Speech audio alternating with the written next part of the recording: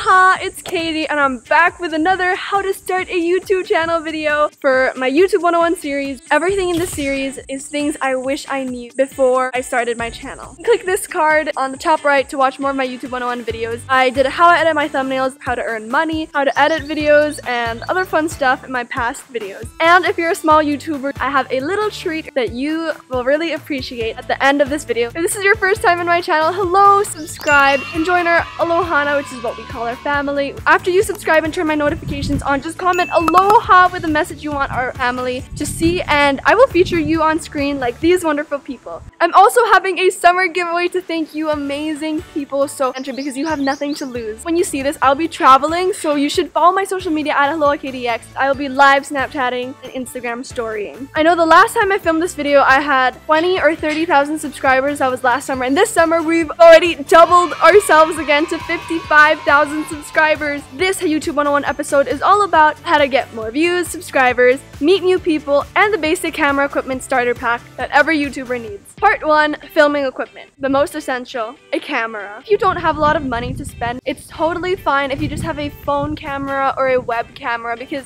if you want to try to start a YouTube channel, you just do it. At its core, channel is going to be about you. I wish I knew this before I bought my first camera, but normally you need a flip screen where you can see yourself on the camera, because it's really hard to make sure you're in focus or you have nice lighting or your background is clean if you can't see yourself like I can see myself right now. But also, a lot of people look at the flip screen instead of looking directly into the viewer's soul. Just kidding.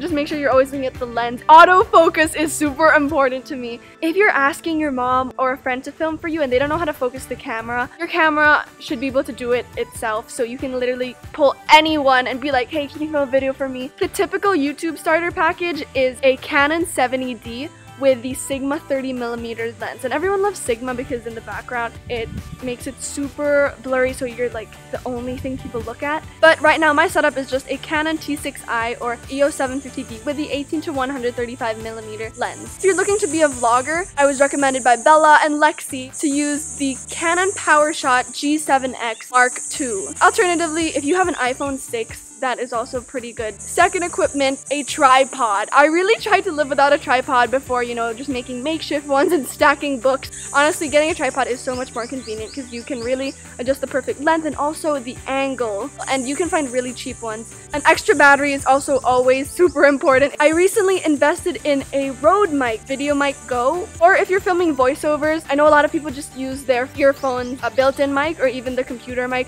I actually survived off of that for a while for my DIY voiceovers, and the trick is really just finding where your speaker is on the computer and speaking right there. In terms of lighting, I always say natural lighting is just beautiful.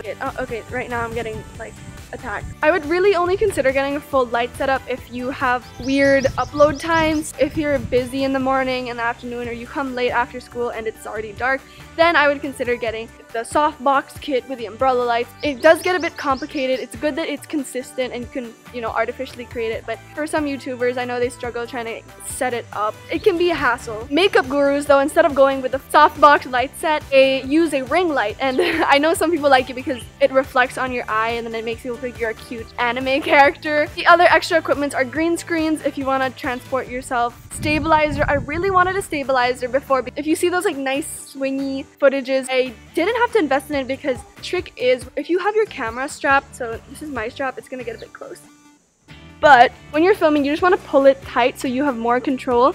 That was a bit awkward. If you have an editing software like iMovie or Final Cut Pro, there's a feature to stabilize it, and you can get something pretty close to what you would have if you had a stabilizer. Speaking of editing software, I'm not really sure what Windows people use because I have a Mac, but I believe Windows Live Movie Maker is fine. But if you use a Mac like me, Final Cut Pro X is definitely the way to go, but it is $300. If your budget isn't that big, iMovie is great too. I used that for my first year of making videos. It was perfectly fine. Part 2, how to optimize your videos. Meaning how to specifically tag your videos or title them or write your descriptions so that they try to attract the most people. YouTube is all about videos, so you just gotta make sure that you are making the most out of your upload. When you're titling your videos, an SEO trick, if you ever try to search a video, you know that YouTube will pop up a list of suggested terms, and these phrases are what people are searching for. So when you are titling your video, you want to get your title to as close as these keywords. And I know you're probably thinking, oh no, there are just so many to choose from. Don't worry, just choose your favorite and the rest of them you can put in your tag box. Always fill up your tags. And a trick I learned for tags is if you have, say, DIY gifts, you see that the suggested terms are DIY gifts for parents, DIY gifts for families. You have to put the entire tag. You can't just put like DIY gifts for friends, for families. Like, you have to put the entire thing, because I noticed that when I split up my keywords, I didn't get as many views. And in terms of thumbnail, icons, and channel banner, just always have them eye-catching, because say when you comment on videos, people can hover over your icon and immediately see your about page, your icon, and your banner. So if you make a good impression there, you may potentially be able to get some new viewers. Video descriptions are often overlooked, but especially the first 3 lines of the video can really help your video. So what I normally do is I follow a format. First line is my hook, so ask a question like, are you stressed? Second line says what your video is about. So like in this video, I show you how to make DIY stress balls without foam. Then in your third line, subscribe button, or do one of those clickbaity things like click if you're cool. One thing people do is at the very end of their description, tell viewers who see this to comment something extremely ridiculous. I do this every video, so if you check my description box, when they do that, they will by default look at your description. So use your description wisely and put your social medias, your email, links to your other videos, or whatever else you want your viewers to see. Always make sure you are using your end screen annotations and cards. Cards are just basically references to other videos or playlists you have, and they pop up on the side of the screen, so it's really good for hooking in viewers to watch more of your videos. Always use up the 5 limit you have and put related videos. Space them out so it's not overwhelming. YouTube would suggest you put, like, if you have a video 5 minutes long, divided by 5, you put one every minute. But honestly, this in my experience is a pro tip. Put more of your cards in the first half of your video, because a lot of viewers tend to leave. So what I would normally do is, instead of putting one at like the 1 minute mark and 2 minute mark, I will put it the 45 minute mark, the 1:30 mark, 2:25 marks. Let's be real, not a lot of people will watch the end of your video. Unless you're in this family, then I know you guys do, right? But that's why I also do those thumbs up if you're still watching videos, or if you see this, comment what liker you are so I see who the real viewers are, and always make sure to reply. Then finally, interact with your viewers. I hope when I say this, it doesn't sound like a chore. I really do love talking to you guys. It really does go a long way, because your viewers feel more connected with you, and maybe they'll refer your channels to their friends. The last tip for this part 2 is to upload consistently. I used to really struggle with this, but now I'm trying an every weekend plan, which you guys might notice. Normally it's Saturday night or Sunday morning, but I've talked to so many YouTube managers, and famous YouTubers always say the trick is consistent uploading. Part 3 of this video, collaborations. I feel like it's a bit of a gray area. People want to collaborate, but they don't know how to ask. I'm going to tell you the best way, or how I ask. First thing you want to do is to find out how the YouTuber wants to be asked. Twitter, Instagram, email. If they say their email is only for business inquiries in their description, don't use it. That gets frustrating for a lot of people. If they don't specify how they want to be asked, I normally just go to their Twitter or their Instagram and shoot them a DM or direct message. First thing you want to do in your message is introduce yourself. So something like, hi, I'm Katie. I'm also a teen YouTuber with 55,000 amazing subscribers. I make travel and lifestyle videos. Just tell them what your channel is about. Then next thing you do is tell them why you want to collab. Is it their personality? Is it because their editing is just bomb? Do you think your viewers will also like their videos? Tell them why, so you can build a connection. Number 3, give them video ideas so they know exactly what you're looking for, and it really saves time when you're trying to plan the video and you're not going back and forth like, oh, let's do a makeup tutorial, no, let's do a vlog, no, let's do this and that, And finally, 4 final remarks. So these can be a suggested date of your upload. You should probably also mention like, oh, but I'm totally flexible, so they're more willing to join the collab if the date you gave them doesn't work. Then you can also be like, I would really love to collaborate, and please let me know even if you're not interested in collabing. And for me, this is super important to say, because I hate when people just leave you on. They've seen your messages and you're just like, do you want to collab or not? Because it's fine. I understand you think you don't have time to commit, you don't like my channel, or you think you're too good for me. That's fine. I guess. If they don't reply, try tweeting them like, check your DM about a collab, or comment on their latest Instagram photo and tell them to check their DM. If they don't reply, don't keep bugging them, just don't push it. You're wasting your time. I'm sure you can find someone else to collab with. Really, when you're asking people to collab, be realistic. Find someone with the same channel style as you, or someone who has a nice personality. even sometimes similar subscriber counts, because I know people can get very touchy about this issue, and they'll be like, oh, you're trying to use me, because I mean, hello, if I asked Bethany Moda 10 million subscribers, it'd be like, imagine all the other people who wished Bethany collabed with them. But of course, exceptions are friends. YouTube friends are the best, and collab with them whenever you want to. But normally, it's also because they want to have like a mutual benefit of normally growing their channel or cross-promoting. Okay, and actually, I do have a little more bonus tips for you guys, especially how to get more views or subscribers.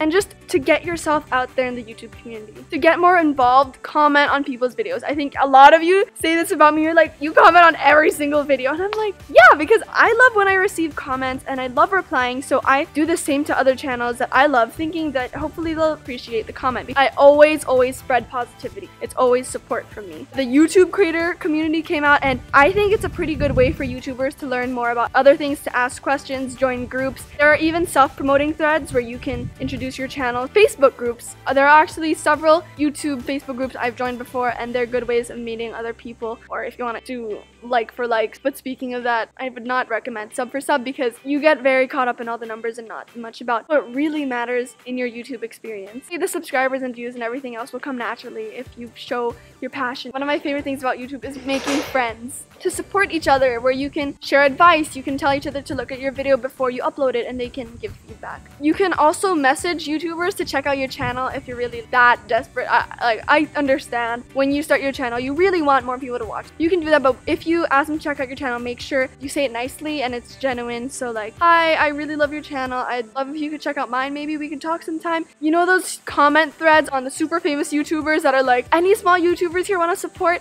Honestly, I think those are great ways to find other YouTubers. Just don't make it a sub for sub thread, and be careful who you commented on, because some of the more famous YouTubers might not like it, and I understand where they're coming from. But aside from that, if they're welcoming, like our family, you can do it. And speaking of that, here's a little secret treat for you YouTubers. On all of my YouTube 101 videos, you can self-promote. Please don't do it on my main videos. Okay, first, let me clear this up. Self-promote means tell me about your channel. What videos do you do? Do you want to collab with other people? Are you looking for friends? If I see a sub for sub comment, I'm gonna delete that, because I already said why. Make sure you're genuine. I really don't want to see. Subscribe. Can you subscribe back?